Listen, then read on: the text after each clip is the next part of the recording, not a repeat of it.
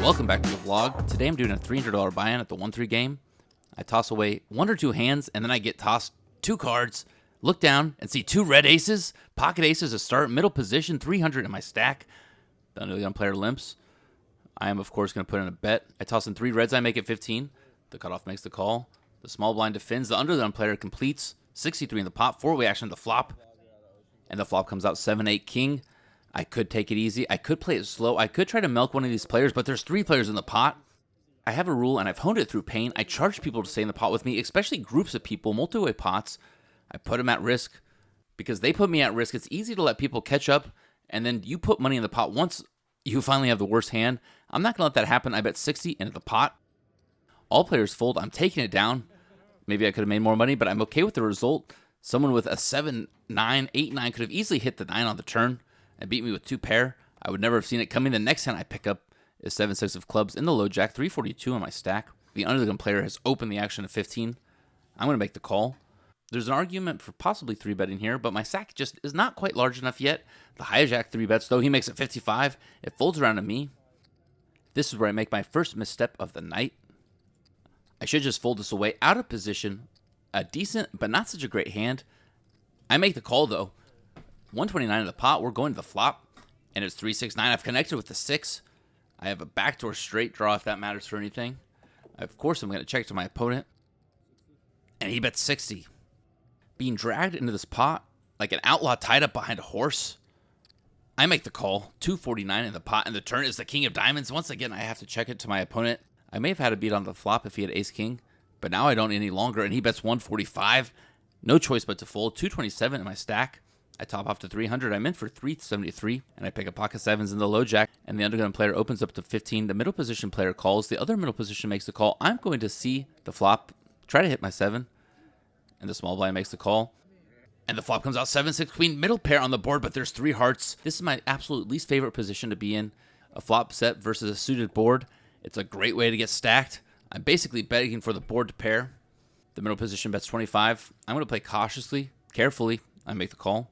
The undergun player comes along as well. 2 players in the pot with me. This is nerve-wracking. One may have a made flush. The other is probably drawing to the ace of hearts. Maybe I'm just scared of monsters in the closet. But I am begging to pair the board. The turn is the 3 of diamonds. I don't get my wish.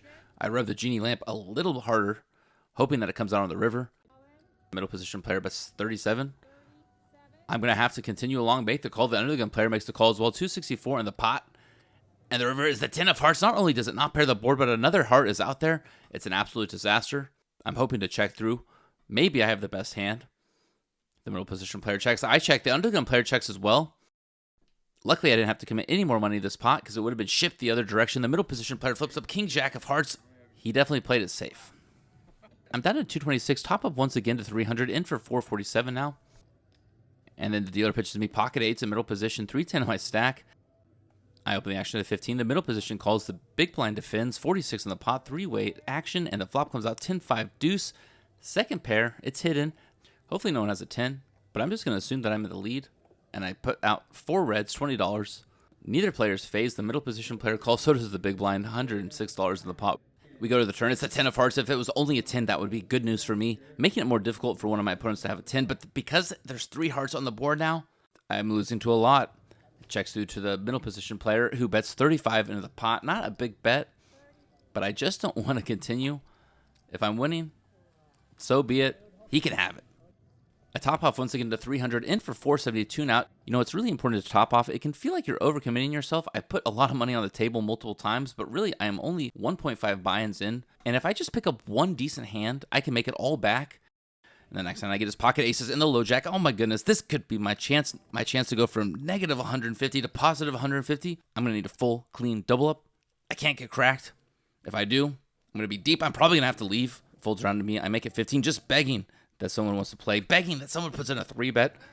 The hijack calls. The small blind defends 48 in the pot. Now we're going to a decisive flop. 6, 7, 10. Oh, it's a rainbow board, but it is connected. The small blind could have crushed this. The hijack could have 9-8, but I'm going to continue betting, and I'm going to continue betting a decent portion of the pot. 2 players, lots of draws. I make it 30. The hijack goes for chips. He's not grabbing 30. He grabs a stack, counts it out, puts 70 into the middle of the pot. The small blind folds. Action's back to me. I'm out of position. There's a lot of turns that I don't want to see. I have pocket aces. There's plenty of money in the pot. And so I decide I have one option. I ship it all in. 255 remaining in my stack. The hijack thinks about it, but doesn't think long. Puts 215 in himself. 618 in the pot. Now we're going for a run out. Hopefully it's clean. Hopefully I'm already ahead. The turn is the 4 of hearts. The river is the queen of diamonds. And I flip over my hand, and in my soul, I drop to my knees and pray that it's going to be good. And my hand is good. 603 in my stack. This is why you top off. This is why you continue to stay at the max stack, because when you get that hand, you need to be able to double up. If I would have stayed at 150 and not doubled up, I would not be even yet. Now, I'm in cruise control mode, looking to make some big money. The dealer shuffles and distributes, and I get pocket nines in the big blind. 611 in my stack. There's a button straddle on the pot. Folds around to me. I'm going to put in a bet. I make it 25, and the button straddler is the only player that wants to come along. 51 in the pot. The flop comes out queen 3-6. My opponent only has $46 behind. It's less than a pot size bet. I decide I'm just going to shove them all in. If he has a queen, he can have it. If he doesn't, I'm going to take it. He makes a call. We're going to a run out. The turn is an ace, and aces are always bad news. The river is the 2 of diamonds. And my hand's going to be good. Scooping it now, I'm just taking off like a rocket ship. 683 in my stack. I decided I'm going to take my chips over to 2-5 table. I have to get warmed up. I'm heading to Vegas. I'm going to go play against Brad Owen. Hopefully take some of those Bradley dollars. I move over to the 2-5 game. Sit down with 700. Trade in 400 reds for greens. Let's get to it. I pick up king, queen of hearts in the big blind. 700 in my stack. The undergun player limps. The button limps. I make it 20. Maybe you should have made it a little bit larger out of position, but I'm just trying to get a feel for the table. No reason to go gung-ho right out of the gate. The undergun player calls. The button calls as well. 77 already in the pot. Man, I love 2-5. It gets big quick, and it can be a good thing for you, or it can be a devastating thing for you. You got to stay focused at all times in this game. The flop comes out 8-10-8. 2 hearts, but the board is also paired. I definitely have a strong hand. Definitely at the top of my range. If someone has an 8 and I hit a heart, I may be able to take all their money. I'm going to continue betting. I'm not going to give up the initiative. I'm not going to let off the pressure. I make it 50, and both players fold, scooping another pot. My first pot at the 2-5 game. If you're enjoying this content, if you want to help support the channel, please take a second and drop a like. It goes a long way. Thank you so much. 752 in my stack. I lose it down just a little bit to 711, and then I do a table change to the main game, and I pick up pocket kings in the big blind almost right away. There's a straddle on the pot. This is what dreams are made of. The low jack calls. The cutoff calls. Now it's my turn to call, but I'm not going to make the call. I'm going to put in a bet. I make it 60. Wish I would have made it a little bit larger, but once again, taking it a little easy out of the gate. The button calls. The cutoff calls 192 already in the pot pre-flop, and the flop comes out 484. Once again, a paired board. But I have pocket kings. The chances that someone called me with a 4 are very slim. The only options are maybe like 5-4 suited, ace-4 suited, maybe the occasional ace-4 offsuit, and of course pocket 8s, pocket 4s. There's only one combination of those. I just don't see that my hand is beat, but I'm still going to check it to play it safe. Plus, if someone decides that they want to go after the pot with a worse hand than mine, I'm going to be right there, calling them down, letting them milk themselves. Checks through to the cutoff. He bets 80. Of course, I'm going to make the call.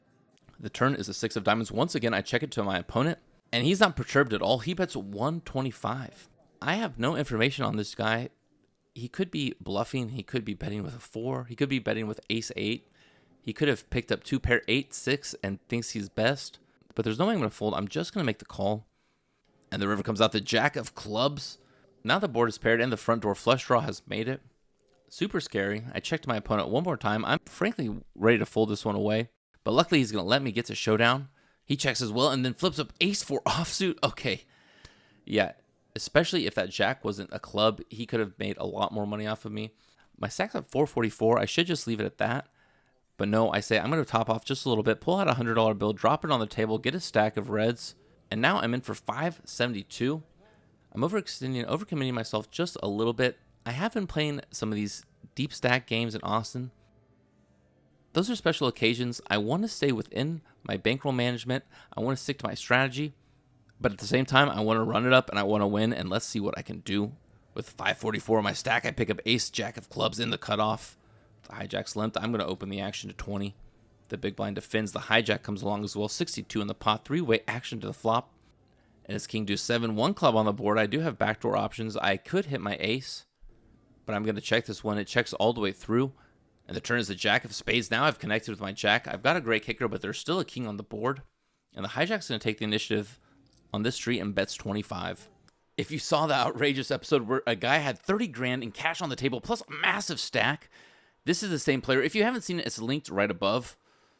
I don't see a reason to fold. I don't see a reason to raise, so that leaves me with one option. I make the call, 112 in the pot, and the river is the deuce of spades. I don't think my opponent was betting with the deuce, but he was betting with something because he bet 75 into the middle of the pot.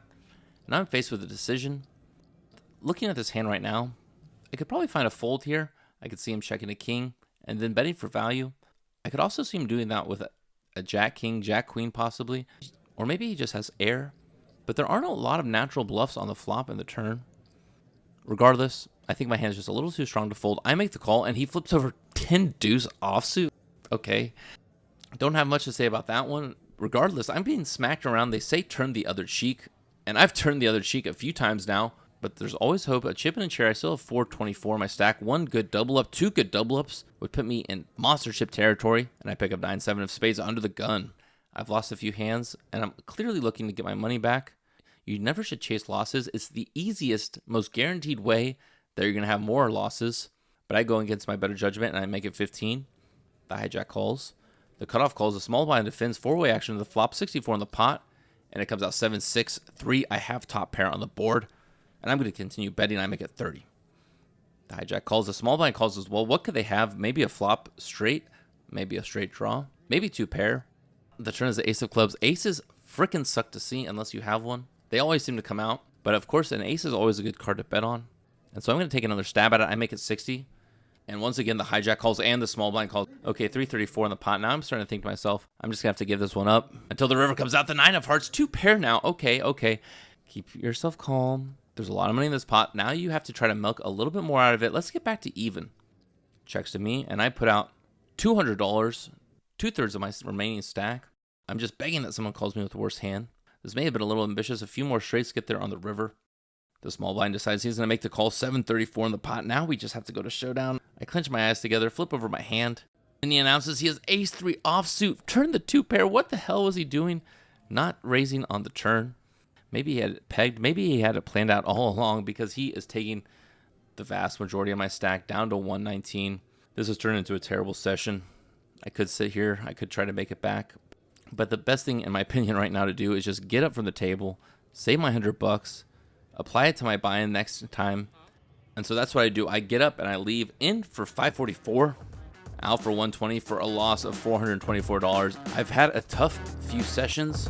I'm starting to trend in the wrong direction, but I'm going to have to keep my wits together because I'm traveling to Las Vegas the next day in search of some Bradley dollars. Thank you so much for watching. Kato out.